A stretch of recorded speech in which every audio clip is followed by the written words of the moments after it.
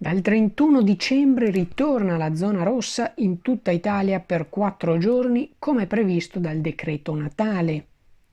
Rimarranno consentiti gli spostamenti per lavoro, salute e necessità. Consentiti inoltre gli spostamenti per andare a trovare amici o parenti dalle 5 alle 22 e il 1 gennaio dalle 7 alle 22.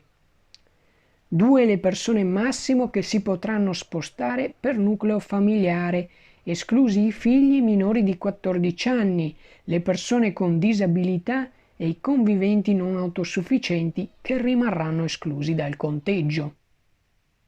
Rimarrà consentita l'attività motoria nei pressi della propria abitazione e l'attività sportiva all'aperto, ma solo in forma individuale fuori dagli orari di coprifuoco.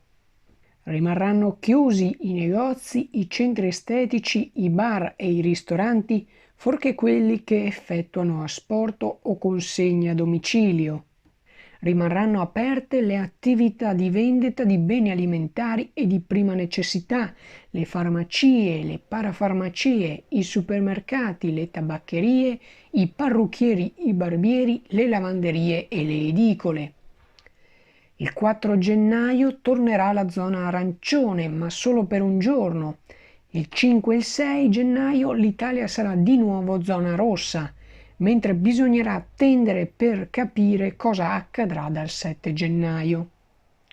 Ricordiamo che fino al 6 gennaio sarà vietato ogni spostamento tra regioni, salvo che per lavoro, salute o necessità, e sono vietati inoltre gli spostamenti per raggiungere le seconde case fuori regione.